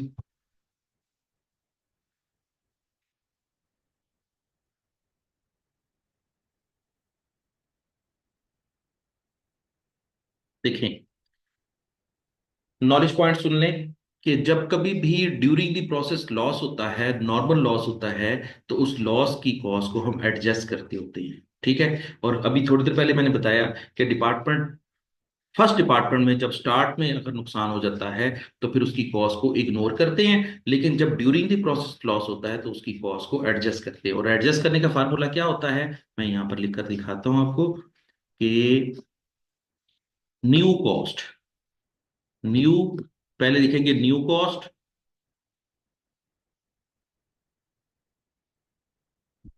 और उसका फार्मूला क्या होता है, new cost is equal to cost received, cost received from previous department, cost received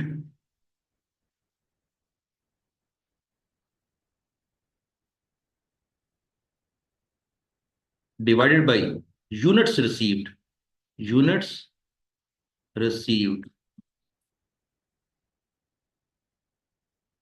ये भी आप नोट डाउन करते रहें, minus normal loss, minus normal loss. अब इसको पुट करते हैं, कॉस्ट कितनी रिसीव की थी, पिछले डिपार्टमेंट से कितनी कॉस्ट रिसीव की थी। एक मिनट, मैं आपको बताता हूँ कितनी कॉस्ट रिसीव।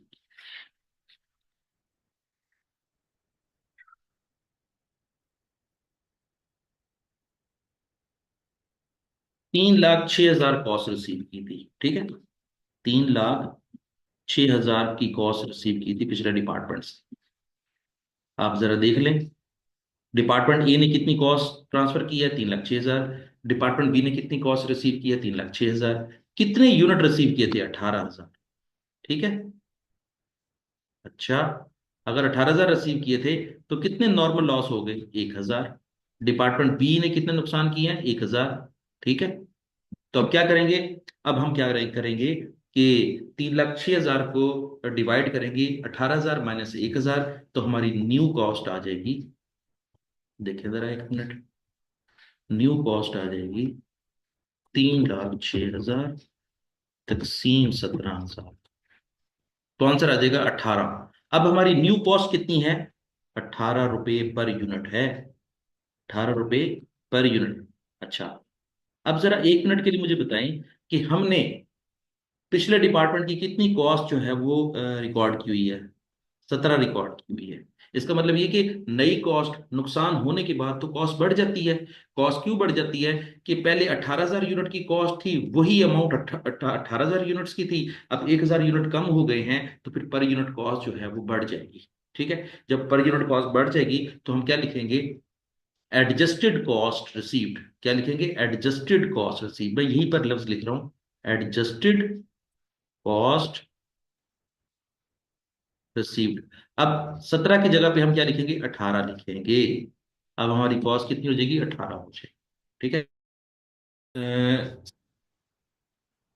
जहां पर हमने 17 कॉस्ट लिखी थी, अब 1 रुपये बढ़ गया है, तो अब आपकी कॉस्ट भी बढ़ जाएगी। चलें, ये जरा थोड़ा सा नेट ठीक हो जाए तो फिर मैं आपको कंटिन्यू करता हूँ।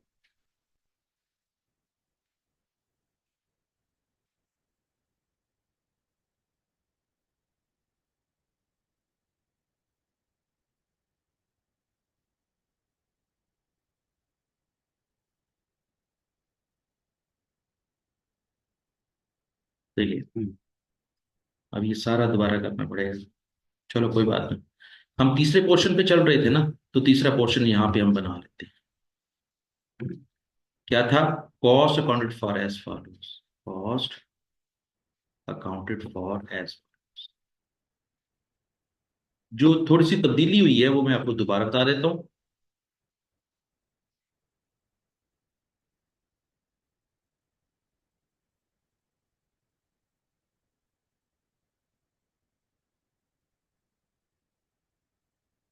एज फॉलोज, ठीक है। चलिए, कितने यूनिट जो है ना ट्रांसफर किए, cost of units completed and transferred out, cost of units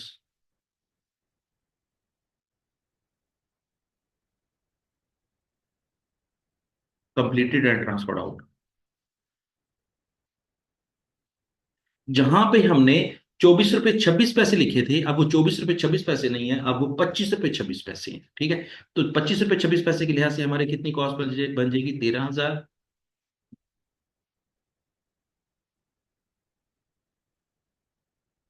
जरब 25 रुपये 26 पैसे। जो पहले हमने कॉस्ट लिखी थी उसको करेक्ट कर लें, 25 रुपये 26 पैसे से मल्टीप्लाई करेंगे।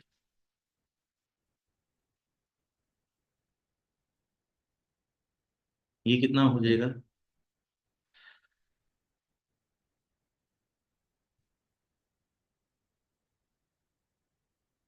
25 × 26 मल्टीप्लाई बाई 13,000। अब ये कॉस्ट 3,28,380 बन जाएगी, 3,28,380।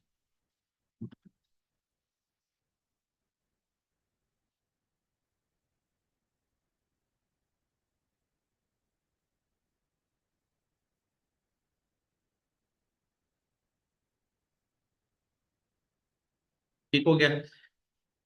अच्छा, अब दूसरी चीज क्या होगी, cost of work in process, cost of work in process.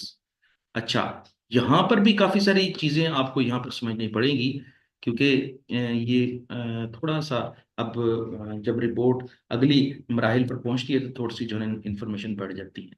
तो ये बात देखिए जरा, कि जब वर्क इन प्रोसेस की कॉस्ट दिखाएंगे ना, तो सबसे पहले वो कॉस्ट दिखाएंगे जो पिछले डिपार्टमेंट से वसूल की है, ठीक है। और पिछले डिपार्टमेंट से क्या वसूल की है, हमने पिछले डिपार्टमेंट से जब 18,000 यूनिट वसूल किए थे, तो 18,000 में से 13,000 तो खुद मुकम्मल कर दिए। तो 18,000 में से जो 13,000 मुकम्मल कर दिए, तो इसी 18,000 के अंदर वो यूनिट्स पे भी थे जिनके ऊपर डिपार्टमेंट ए ने पैसे खर्च करके भेजे थे। तो डिपार्टमेंट ए ने कितने पैसे खर्च करके भेजे थे, यहाँ पर ये बात ध्यान में रख लें कि हमने यहाँ पर एडजस्टेड कॉस्ट का लफ्ज यूज करना है, और यहाँ पे लिखेंगे adjusted cost from previous department, adjusted cost from previous department. वो कितना है, कितनी work in process and unitary है, 2500 यूनिट्स है, ठीक है। 2500 यूनिट्स, 2500 यूनिट्स हैं, और एडजस्टेड कॉस्ट कितनी है, 18 रुपये है। क्या लिखेंगे हम, 17 तो वसूल किए थे ना उस वक्त, जिस वक्त जो है वो उसने मुकम्मल किए थे, लेकिन 1 रुपए की कॉस्ट बढ़ गई थी लॉस की वजह से, नॉर्मल लॉस की वजह से। तो अब ये कितना हो जाएगा, ये है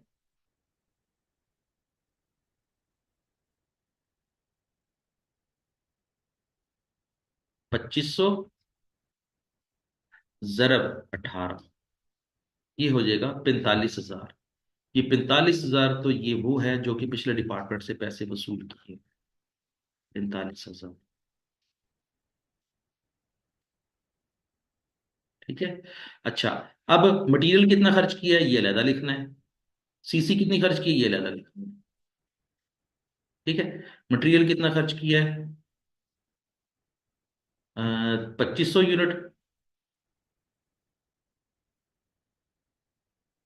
जरब 1/5,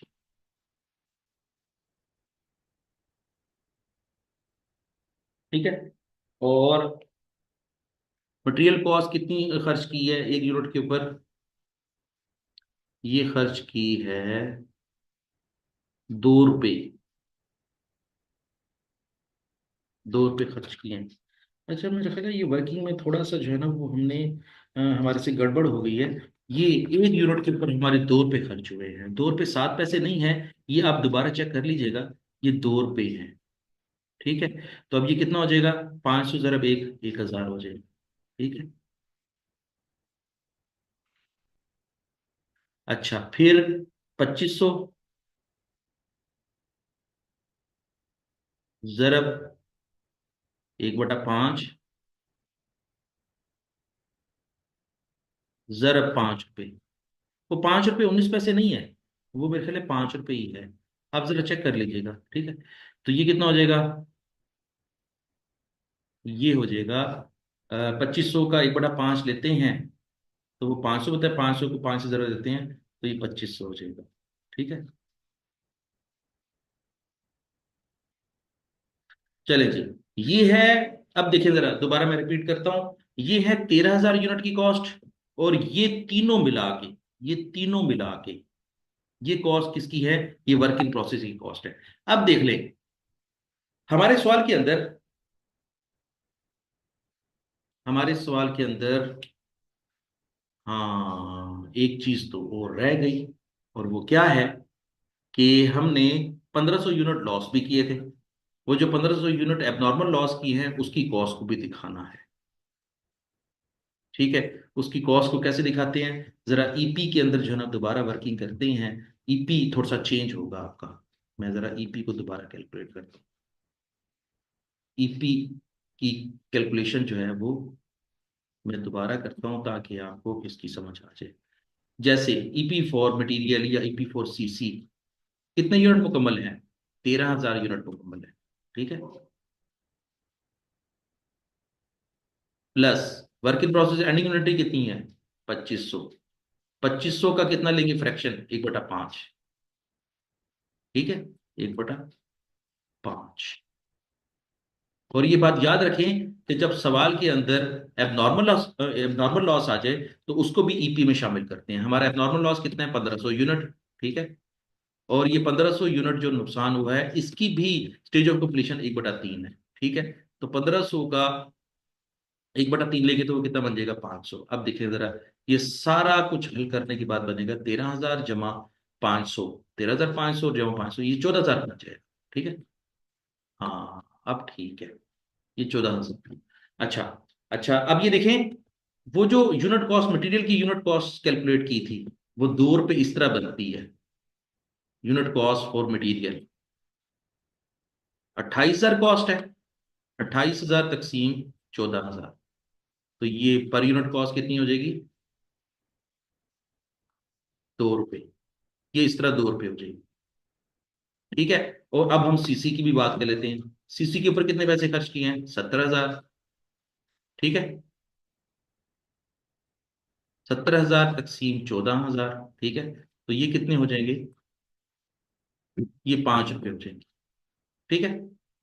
तो ये 2 रुपए कॉस्ट मटेरियल की, 5 रुपए कॉस्ट जो है वो सीसी की, और 18 रुपए कॉस्ट क्या थी? Adjusted cost from previous department. तो ये टोटल कितना हो गया था? हमारी ये वर्किंग भी थोड़ी सी चेंज हो गई। वाह, ये वर्किंग चेंज हो रही है। देखिए, 18 जमा 2, 20, 20 और 5, 25 से मल्टीप्लाई करेंगे इसको, 25 से मल्टीप्लाई करेंगे, ठीक है।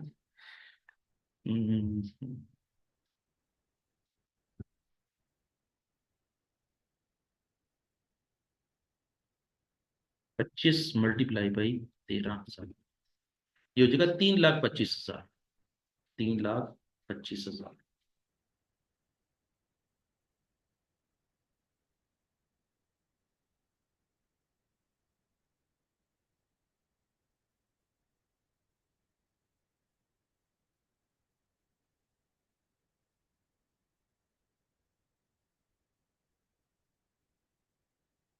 ठीक है। अब हम चूंकि cost accounted for as follows कर रहे हैं, ये बात याद रख लें कि जब कभी भी एबनॉर्मल लॉस अगर सवाल में आ जाता है तो एबनॉर्मल लॉस की कॉस्ट को भी हम cost accounted for as follows में शो करवाते हैं। तो अब हमने इस सवाल के अंदर डिपार्टमेंट बी में यूनिट्स जो मुकम्मल हो गए उसकी कॉस्ट को भी दिखाना है, जो नामुकम्मल है उसकी कॉस्ट को भी दिखाना है, और जो एबनॉर्मल लॉस है उसकी कॉस्ट को भी दिखाना है। कॉस्ट ऑफ एबनॉर्मल लॉस,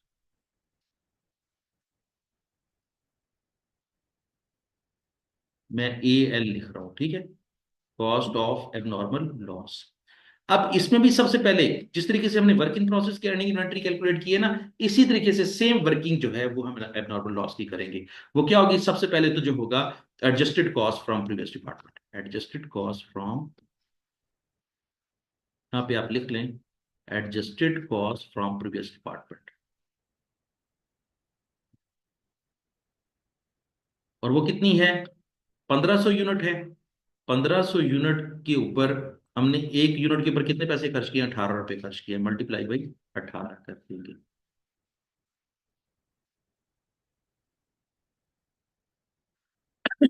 ये कितना हो जाएगा? 1500 जरब 18, 1500 यूनिट है, और एक यूनिट के ऊपर कितना है? 27,000। ठीक है, 27,000 हो जाए, ये भी ले लेंगे। थोड़ी सी जगह मेरे पास कम होगी, मैं इधर आ जाता हूँ। मटेरियल के ऊपर कितना पैसे खर्च हुए? 1500 जरब 2, ये कितना हो जाएगा? 3,000। और सीसी, स्टेज ऑफ कंप्लीशन भी लेनी थी।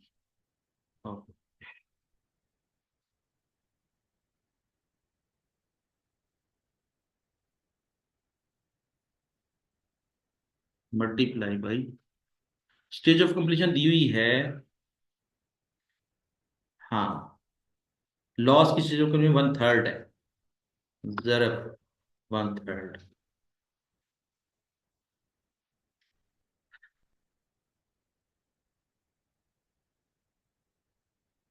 ये कितना हो जाएगा?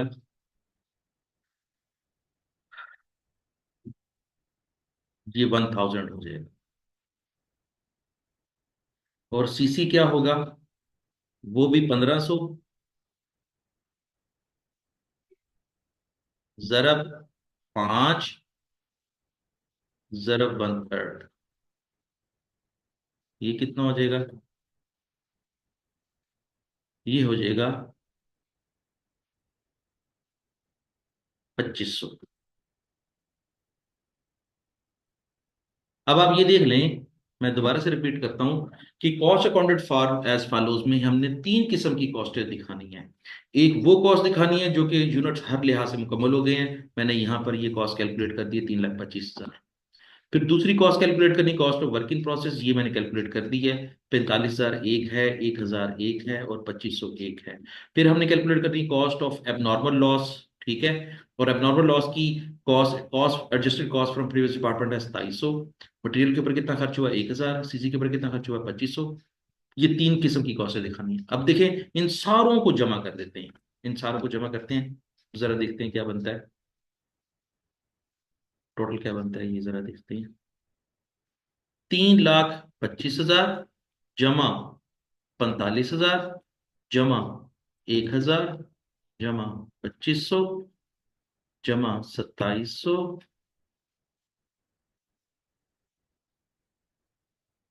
जमा 1,000 जमा 2500, सारों को मिला के बनता है। ओहो, ये क्या हो गया?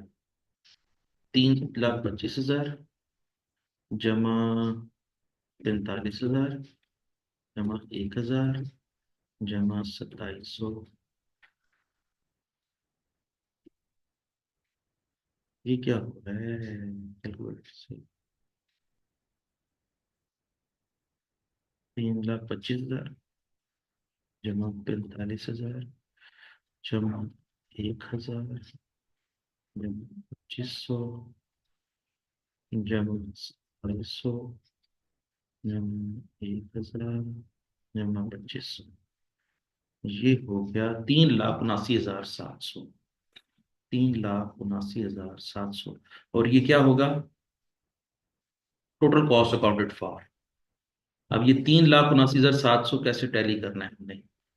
आपको याद होगा कि कॉस्ट चार्ज टू डिपार्टमेंट का जो टोटल होता है वो इसके टोटल से टैली करता है।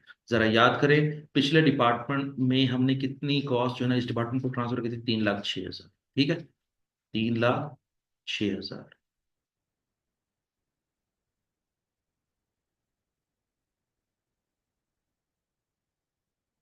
अच्छा जी, 15।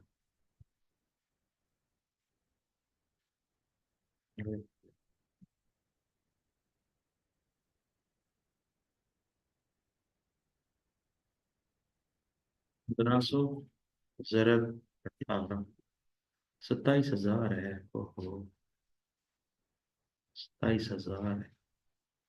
ये 27,000। अच्छा, कैलकुलेशंस में भी जो है ना वो, मेरे पास असल में कैलकुलेटर भी, पर्सनल कैलकुलेटर तो है नहीं, मैंने लैपटॉप का ही यूज कर रहा हूँ। मैं जरा दोबारा टोटल करता हूँ इसको। 3,25,000 जमा 45,000 जमा 3500 जमा 27,000 जमा 3500, ये हो जाएगा 4,04,000। 4,04,000, ये हमने 4,04,000 टैली करना है। हमारा टोटल कॉस्ट अकाउंट फॉर कितना है? 4,04,000।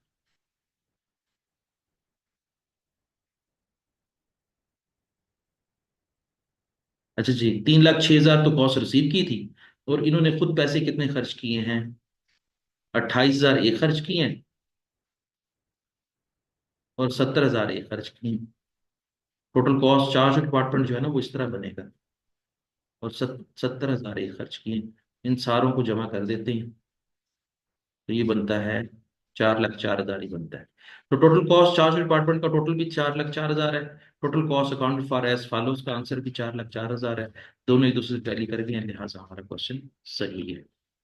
ठीक है, तो ये आप वर्किंग करें इसकी, इसको कैलकुलेट करें, सवाल को दोबारा हल करें, और फिर मुझे बताएं कि इसमें क्या इश्यूज हैं। अगर आपको कोई इश्यूज आएंगे तो मैं इंशाल्लाह उसको सॉल्व कर रहा हूँ। चलिए जी, आज के लिए इतना ही है। कल हम यही कॉस्ट ऑफ प्रोडक्शन रिपोर्ट बनाएंगे, और हम एवरेज मेथड के तहत बनाएंगे। कोई सवाल ऐसा होगा जिसमें हम एवरेज मेथड के जरिए भी जो है ना वो कॉस्ट ऑफ प्रोडक्शन रिपोर्ट बनाएंगे, और फाइफो मेथड के जरिए भी कॉस्ट ऑफ प्रोडक्शन रिपोर्ट बनाएंगे। इस तरह हमारा पूरा चैप्टर जो है वो रिपोर्ट्स की सूरत में भी हमारा मुकम्मल हो जाएगा। पहले हमने इसी चैप्टर को अकाउंट्स की सूरत में मुकम्मल किया है, अब हम रिपोर्ट की सूरत में इसको मुकम्मल करेंगे। ठीक है, तो आज के लिए इतना ही है। तब तक के लिए अल्लाह हाफिज।